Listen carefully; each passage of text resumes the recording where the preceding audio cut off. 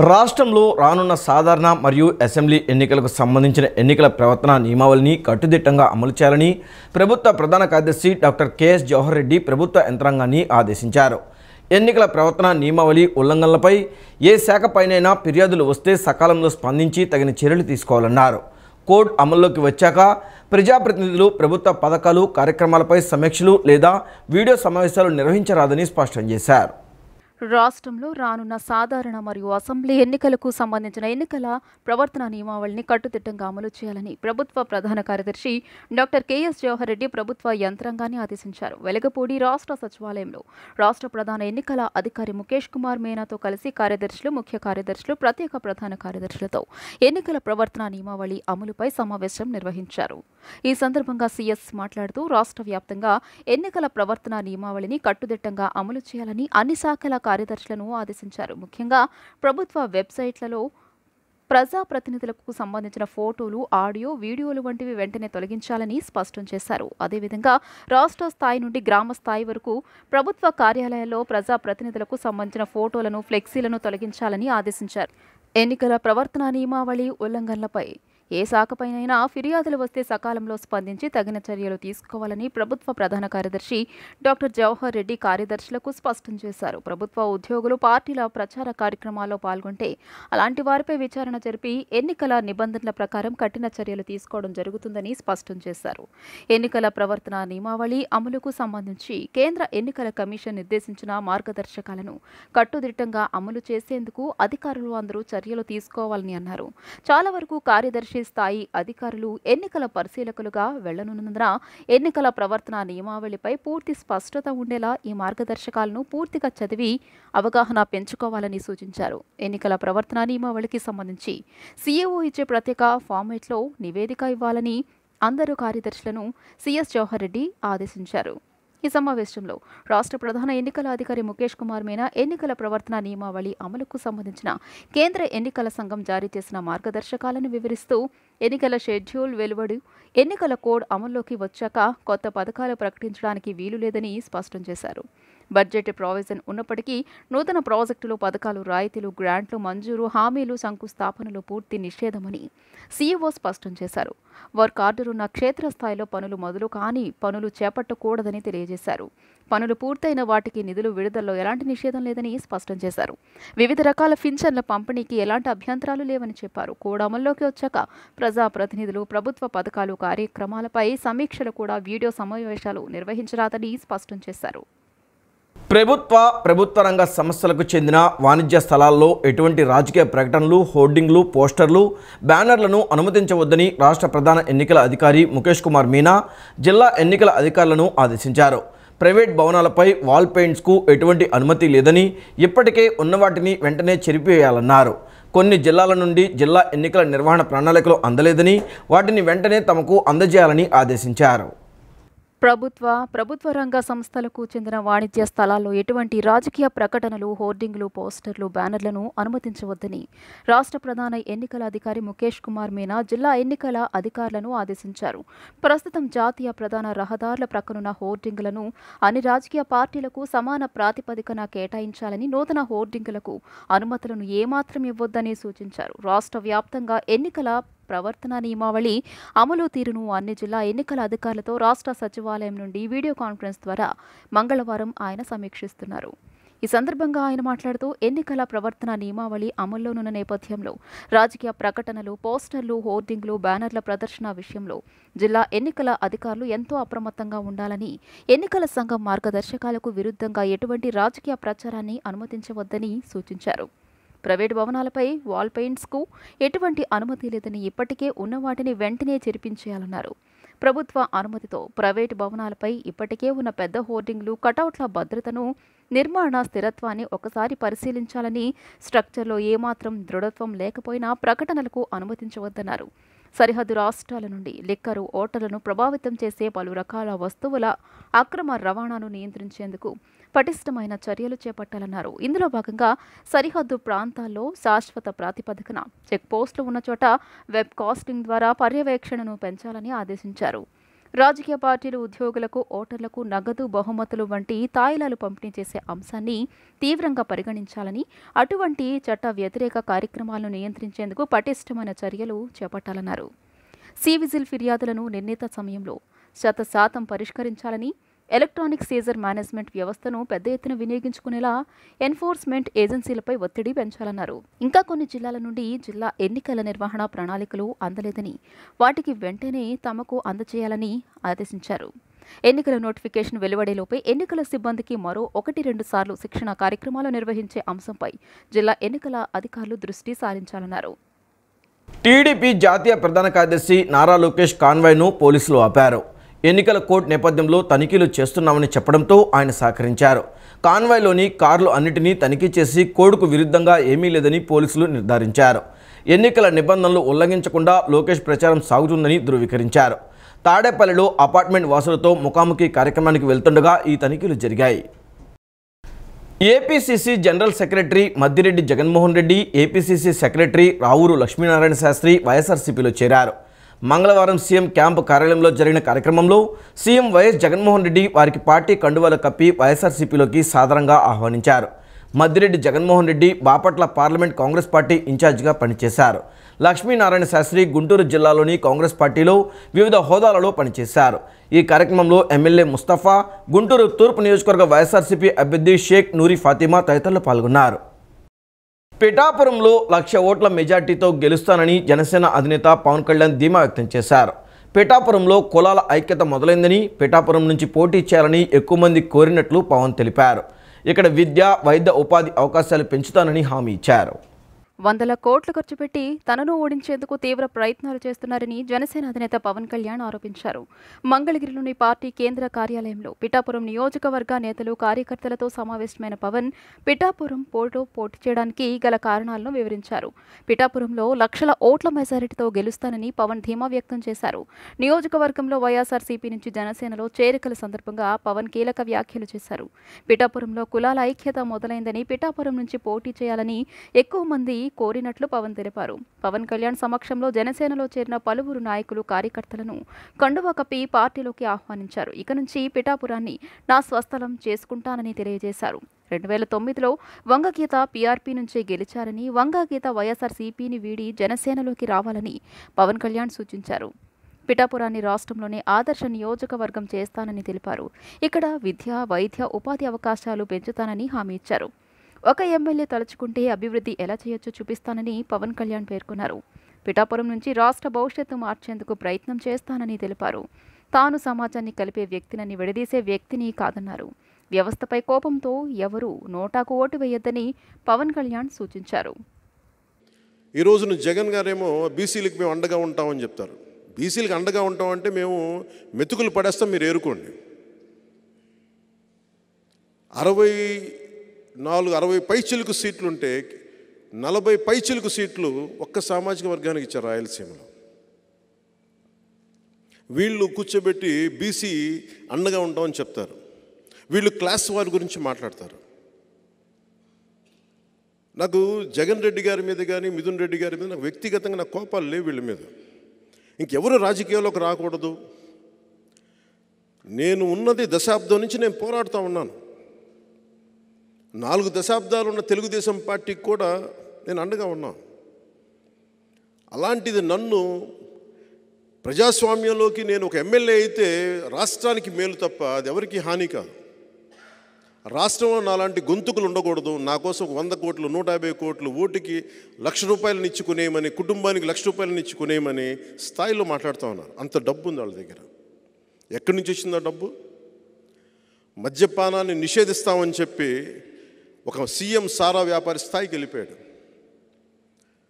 JP ventures అనే ఒక కంపెనీకే మొత్తం ఆంధ్రప్రదేశ్లో ఉన్న మొత్తం సమగ్రంగా ఉండే ఇసుక రీచ్లన్నీ ఒకళ్ళ కింద వెళ్ళిపోయాయి.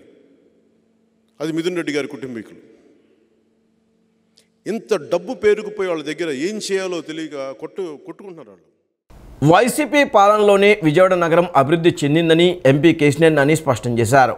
ఎన్ని పార్టీలు కలిసి వచ్చినా రాబోయే ఎన్నికల్లో గెలిచేది మరలా వైసీపీనేనని ధీమా వ్యక్తం చేశారు.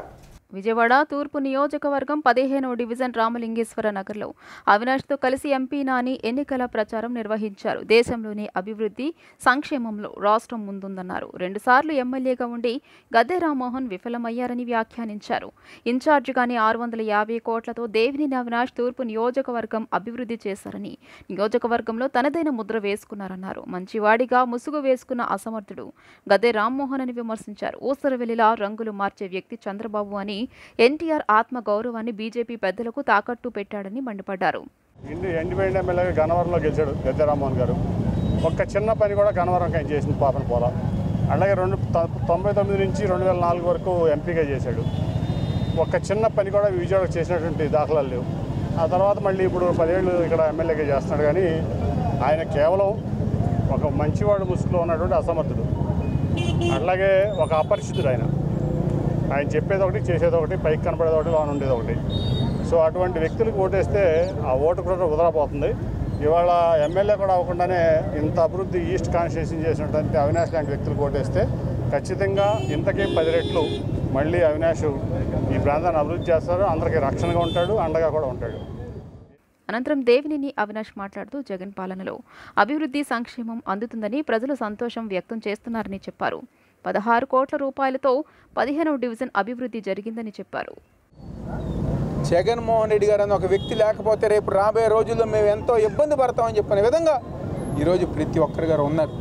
ఈరోజు పూర్తి భరోసా మైనార్టీ సోదరులకి, క్రిస్టియన్ సోదరులకి, అనగాని వర్గాలకి భరోసా ఇచ్చే ఏకైక నాయకుడు, ఏకైక పార్టీ ఈరోజు జగన్మోహన్ రెడ్డి గారి పార్టీ.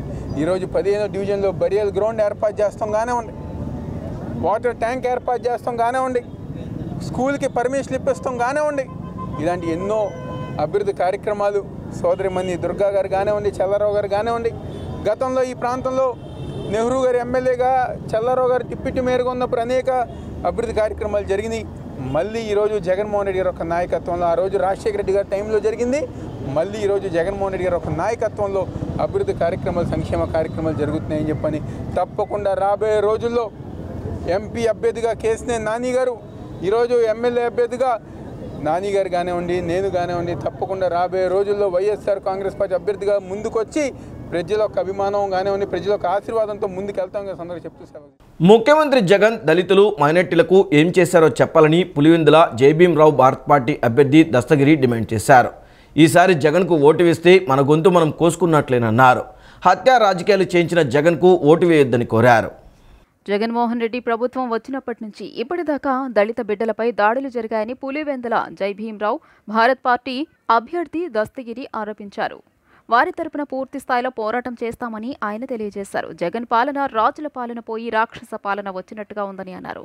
వాళ్లు చేసిన అన్యాయాలు, అక్రమాలను మీడియా బయటపెడుతుందన్నారు. జగన్ పూర్తి స్థాయిలో అమాయక ప్రజలందరినీ మోసం చేసి మరోమారు గద్దెనెక్కాలని భావిస్తున్నారని అన్నారు. దళితులను కొట్టడం గొప్పతనమా అని దస్తగిరి నిలదీశారు. దళిత మహిళను రేప్ చేసి స్టేషన్ ముందు పడేసిన చర్యలు లేవని అన్నారు. రాష్ట్రంలో రాజారెడ్డి జగన్ రాజ్యాంగం నడుస్తోందన్నారు. జగన్ మైనార్టీలకు తోఫా ఇస్తా అని చెప్పి ఇవ్వలేదని అన్నారు. దళిత నాయకుడి భూమిని వైఎస్ఆర్సీపీ వాళ్ళు లాక్కుంటే తాను వెళ్తే ఆ విషయాన్ని దాచేసి తాను బెదిరింపులకు పాల్పడినట్లు పుకారు పుట్టించారని దస్తగిరి మండిపడ్డారు. జగన్ దళిత బిడ్డలకు, మైనారిటీలకు ఏం చేశారో చెప్పాలని దస్తగిరి డిమాండ్ చేశారు. ఈసారి జగన్ కోటేస్తే మన గొంతు మనం కోసుకున్నట్లేనన్నారు. తన తండ్రిపై జరిగిన దాడి వాస్తవమని అన్నారు. తాను జైభీం భారత్ పార్టీ తరపున పోటీ చేస్తున్నానని, అందుకే కేవలం రాజకీయం గురించే మాట్లాడతానని దస్తగిరి స్పష్టం చేశారు. మైనార్టీస్కి జగన్మోహన్ రెడ్డి సీఎం కాకముందు తోఫా ఇస్తా అని చెప్పినాడు. పెళ్ళిళ్ళకు ఏ ఆడపిల్లకైనా సరే తోఫా ఇస్తా అని చెప్పినాడు. అది ఇంతవరకు ఇవ్వలే. అది ఎందుకు ఇవ్వలే జగన్మోహన్ రెడ్డి గారిని ప్రశ్నిస్తూ ఉన్నాం. అంతేకాకుండా మొన్న ఒక ల్యాండ్లో ఒక దళిత యువకుడైన రామ్ నాయక్ అనే ఆయన ల్యాండ్ అతందైనా కూడా వైసీపీ వాళ్ళు ఆక్రమిస్తే దానికి సంబంధించి నేను మాట్లాడిన అక్కడికి వెళ్తే నేను సిఐ గారిని బెదిరించానని చెప్పి, ఎస్ఐ గారిని బెదిరించానని చెప్పి ఈ విధంగా పుకారు లేపారు. అంటే ఎక్కడ కూడా ఎవరు మాట్లాడినా కూడా, నేననే కాదు నాలాంటి వాళ్ళు ఎవరు మాట్లాడినా కూడా వీళ్ళు పూర్తి స్థాయిలో కేసులు కట్టడం, జైళ్ళకు పంపించడం వీళ్ళ నైజంగా మారిపోయింది ఆంధ్రప్రదేశ్. ఈరోజు నేను అడుగుతాను జగన్మోహన్ రెడ్డి గారిని, మాటకు వస్తే నా ఎస్సీ, నా ఎస్టీ, నా బీసీ అనే చెప్పి నువ్వు ఈ వద్దు, మా దళిత బిడ్డలను కానీ మైనార్టీస్కి కానీ బీసీలకు కానీ ఏం చేసినావు జగన్మోహన్ రెడ్డి అని నేను అడుగుతాను. విజయవాడలో వైసీపీ, బీజేపీ, టీడీపీకి ఓట్లు అడిగే అర్హత లేదని సిపిఎం సెంట్రల్ అభ్యర్థి సిహెచ్ బాబురావు అన్నారు. అమరావతి రాజధానికి చెంబుడు నీరు, మట్టి ఇచ్చిన బీజేపీకి వారితో అంటగాగుతున్న టీడీపీ, వైసీపీ, జనసేనలకు ప్రజలు బుద్ధి చెప్పాలన్నారు. విజయవాడ అభివృద్ధి జరగాలన్నా, నీతివంతమైన పరిపాలన కావాలన్నా కమ్యూనిస్ట్ పార్టీలను గెలిపించాలని ఆయన అభ్యర్థించారు. మార్పు కోసం సిపిఎం పాదయాత్రలో భాగంగా సిపిఎం 58వ డివిజన్ కమిటీ ఆధ్వర్యంలో సిపిఎం సెంట్రల్ అభ్యర్థి సిహెచ్ బాబురావు అజిత్ సింగ్ నగర్ కృష్ణ హోటల్ సెంటర్లో పర్యటించారు. ఈ సందర్భంగా ప్రజల సమస్యలు తెలుసుకుంటూ ఓట్లు అభ్యర్థిస్తూ పర్యటించారు. అనంతరం బాబురావు మాట్లాడుతూ విజయవాడలో వైసీపీ, బీజేపీ, టీడీపీకి ఓట్లు అడిగే అర్హత లేదన్నారు. అమరావతి రాజధానిని నాశనం చేసిన పాపం ఈ 3 పార్టీలవని అన్నారు. చెంబుడు నీరు, మట్టి తెచ్చినందుకు బీజేపీకి ఓట్లు వేయాలా అని ప్రశ్నించారు. మోడీ, జగన్ ఇద్దరూ కలిసి చెత్త పన్ను, నిత్యావసర ధరల పెంపు, కరెంటు ఛార్జీలు పెంచారని ఆరోపించారు. ఓటర్లు డబ్బు రాజకీయాలకు, ప్రలోభాలకు లొంగకుండా నీతివంతమైన రాజకీయం చేసే సిపిఎంను గెలిపించాలని అభ్యర్థించారు.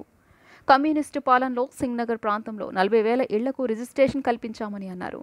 MB stadium, Singh Nagar flyover వంటి అనేక అభివృద్ధి పనులు చేస్తామన్నారు. ప్రజలు సొంతిల్లు కట్టుకోవాలన్నా లక్షల రూపాయలు ముడుపులు ఇచ్చుకోవాలా అని ఆగ్రహం వ్యక్తం చేశారు. జక్కంపూడిలో పేదలకు ఇళ్లు ఇస్తామని చెప్పి ప్రజల డబ్బులు దోచేశారని ఆరోపించారు. డబ్బు రాజకీయాలు కాకుండా, ధన రాజకీయాలు కాకుండా నీతివంతమైన రాజకీయాలు నడుపుతున్నటువంటి సిపిఎంకు ఓటేయండి. విజయవాడ నగరంలో కమ్యూనిస్టుల పాలనలో సింగనగర్లో 40,000 మందికి రిజిస్టర్ పట్టాలు ఇచ్చాం. కృష్ణానది మంచినీళ్లు, flyover bridge, Makineni Basavapunnaiah stadium, ఇలా ఎన్నో కార్యక్రమాలు చేశాం. మీ పాలనలో డబ్బులు దండుకు తిన్నారు. వెళ్తూ ఉంటే ఎక్కడికక్కడ చెప్తున్నారు. వాళ్ళ ఇల్లు వాళ్ళు కట్టుకుంటే నాయకులకి, ప్రజాప్రతినిధులకి లక్షల రూపాయలు ముడుపులు ఇచ్చుకుంటే కానీ ఇల్లు కట్టుకొనివరా, లేకపోతే ఇల్లు పడేపిస్తారా? ఏంటి దౌర్జన్యం? పేదవాళ్ళకి ఇల్లు ఇస్తామని జక్కంపూడిలో ఆ రోజు, ఈరోజు, అప్పుడు తెలుగుదేశం, ఇప్పుడు వైసీపీ, మీరందరూ ఎన్ని డబ్బులు జనం దగ్గర తినేశారు? మళ్ళీ రేపు మీరు ఆ పాపం సొమ్ముని ఈ ఎన్నికల్లో ఖర్చు పెట్టి మళ్ళీ గెలవాలని ప్రయత్నం చేస్తున్నారు. పోతిన వెంకట మహేష్కు జనసేన నుండి పశ్చిమ నియోజకవర్గం సీటు కేటాయించాలని ఆ పార్టీ అధినేత పవన్ కళ్యాణ్ను నగరాల సామాజిక వర్గ నాయకులు కోరారు. గోడ మీద పిల్లివాటంగా పార్టీలు మారుతున్న నేటి రాజకీయంలో పోతిన మహేష్ గత 10 ఏళ్లుగా పార్టీ కోసం ఎంతో కష్టపడ్డారని చెప్పారు. పోతిన మహేష్కు సీటు కేటాయిస్తే అన్ని వర్గాలను కలుపుకొని అఖండ మెజార్టీతో గెలిపించుకుంటామని వారు ధీమా వ్యక్తం చేశారు. చిట్టినగర్ నగరాల కళ్యాణ మండపం నందు విజయవాడ పశ్చిమ నియోజకవర్గం నగరాల సామాజిక వర్గ ఆత్మీయ సమావేశం జరిగింది. సమావేశంలో జనసేన పశ్చిమ ఇన్ఛార్జ్ పోతిన మహేష్కు ఎమ్మెల్యే సీటు కేటాయించాలని మద్దతు పలికారు. ఈ సందర్భంగా నగరాల సామాజిక వర్గ నేతలు మాట్లాడుతూ పోతిన వెంకట మహేష్కు జనసేన నుండి పశ్చిమ నియోజకవర్గం సీటు కేటాయించాలని కోరారు. రానున్న ఎన్నికల్లో విజయవాడ పశ్చిమ నియోజకవర్గం సీటును జనసేన నాయకులు పోతిన మహేష్కు కేటాయించాలని మంగళవారం రాత్రి చిట్టినగర్ నగరాల కళ్యాణ మండపంలో నగరాల ఆత్మీయ సమావేశంలో పాల్గొన్న నాయకులు డిమాండ్ చేశారు. సమావేశంలో నాయకులు మాట్లాడుతూ పశ్చిమ నియోజకవర్గంలో జనసేన పార్టీ అంటే పోతిన మహేష్ అనంతగా ప్రజల్లో మహేష్ పేరు సంపాదించారని చెప్పారు. ఈ ఎన్నికల్లో 30 నుంచి 40,000 మెజారిటీతో గెలవాలంటే అది పోతిన మహేష్ వల్లే సాధ్యపడుతుందని వక్తలు అన్నారు. నియోజకవర్గంలోని ప్రతి ఇంటింటికి మహేష్ తిరిగారని, అందరి అభిమానాన్ని చూరగొన్నారని వారు వివరించారు.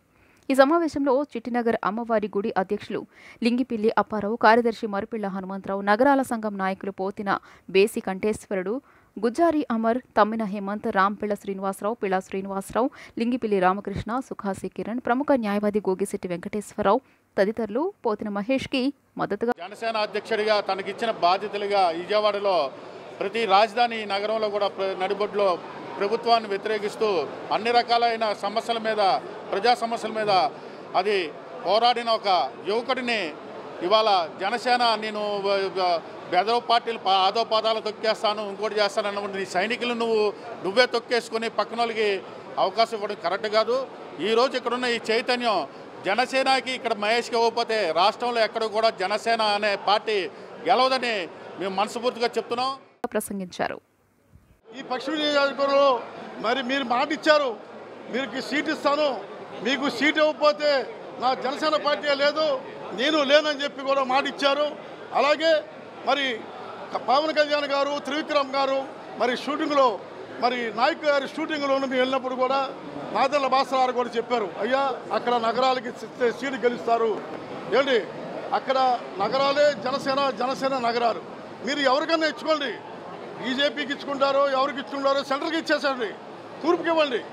ఒక్క సీటు నగరాలయ్యా. ఎంత బీసీ కులమయ్యా మాది. మేము అడుక్కునే పరిస్థితి వచ్చిందయ్యా. రాజుకు మా దగ్గర నుంచి పుట్టిందయ్యా. ఒక పోతుల మనిషికి ఇవ్వలేరయ్యా మీరు. ఏంటి పవన్ కళ్యాణ్ చేసిన పని? ఈ దేశం హర్షిస్తుంది. పోతుల మహేష్ గారికి ఇస్తే దేశం ఎంత హర్షిస్తుంది. ఒక సైనికుడి, జనసేన సైనికుడికి. జనసేన జెండాతోనే ఉంటా. నాకు ఏ అన్యాయం జరిగినా తర్వాత ఆలోచిస్తా. జనసేన జెండా తప్ప వేరే జెండా పట్టుకోను. ఏ చేతితో పట్టుకుంటానో వేరే జెండా పట్టుకుంటే నా చేతిని కత్తితో నరకండి అని తన నిజాయితీని చాటుకున్నటువంటి వ్యక్తి మహేష్. అలాగే 10 సంవత్సరాల కష్టం, 10 సంవత్సరాల ప్రజాసేవ, 10 సంవత్సరాల గుర్తింపు మహేష్ గారి సొంతం. కనుక పవన్ కళ్యాణ్జీ మీరు బీసీ మహేష్కి సీటు కేటాయించాలని డిమాండ్ చేస్తూ మనస్ఫూర్తిగా మిమ్మల్ని మేము అభ్యర్థిస్తూ ఉన్నాం. విజయవాడ రూరల్ మండలం గ్రామాలలో పూర్తిగా ఎండిపోయేందుకు సిద్ధంగా ఉన్న 100 ఎకరాలలో వరి సాగు తన సొంత నిధులను వెచ్చించి ఎమ్మెల్యే వల్లభనేని వంశీమోహన్ రైతులకు సాగునీరు అందించారు. ఎండిపోతున్న వరి పంటకు అపర భగీరథుల్లా సాగునీరు అందించిన రైతన్నల కళ్ళల్లో ఆనందాన్ని నింపారని రైతులు, నాయకులు కొనియాడారు. ఉమ్మడి కృష్ణా జిల్లా గన్నవరం నియోజకవర్గం విజయవాడ రూరల్ మండలం అంబాపురం పి నైనవరం గ్రామాల్లో వరి పంటకు సకాలంలో సాగునీరు అందక సాగు మొత్తం ఎండిపోయే పరిస్థితి నెలకొంది. దీంతో రూరల్ మండలం గ్రామాల రైతులు ఎమ్మెల్యే వల్లభనేని వంశీమోహన్ దృష్టికి తీసుకువెళ్లగా వెంటనే స్పందించి తన సొంత నిధులతో ఉచితంగా మోటార్లు ఏర్పాటు చేసి బొడమేరు కాల్వ నుంచి నీటిని తోడి పైపుల ద్వారా పంట పొలాలకు నీరు అందించారు. వివిధ గ్రామాలు రైతులు అంబాపురం గ్రామ party convener Nallamothu Chandrasekhar, co convener Todeti Benjamin కలిసి మోటార్లను ఏర్పాటు చేశారు. ఎండిపోతున్న వరి సాగుకు పునర్జీవాన్ని ప్రసాదించడంతో రైతులు ఆనందాన్ని వ్యక్తం చేశారు. పంటలు ఎండిపోతాయన్న మనోవేదనతో ఉన్న రైతులకు అపర భగీరథుల్లా సకాలంలో సాగునీరు అందించి మా కళ్ళలో ఆనందాలను నింపినందుకు ఎమ్మెల్యే వల్లభనేని వంశీమోహన్ సీఎం జగన్మోహన్ రెడ్డికి కృతజ్ఞతలు తెలియజేశారు.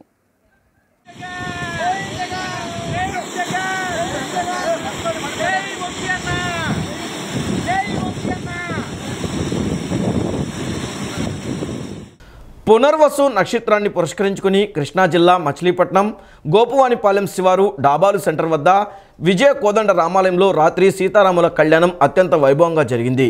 కోదండ రామాలయం నిర్వాహకులు కొట్టే మైథిలి నరసింహ దంపతుల సమక్షంలో వేద పండితుల వేద మంత్రాల నడుమ స్వామివార్ల కళ్యాణం శాస్త్రోక్తంగా జరిగింది. చుట్టుపక్కల గ్రామాల నుంచి భక్తులు తరలివచ్చి స్వామివారి కళ్యాణాన్ని తిలకించారు.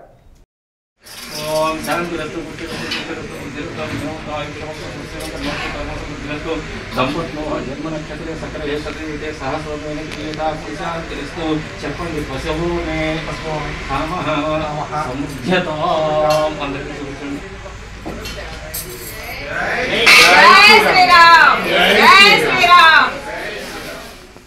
ఈ వార్తలు ఇంతటితో సమాప్తం. నమస్కారం.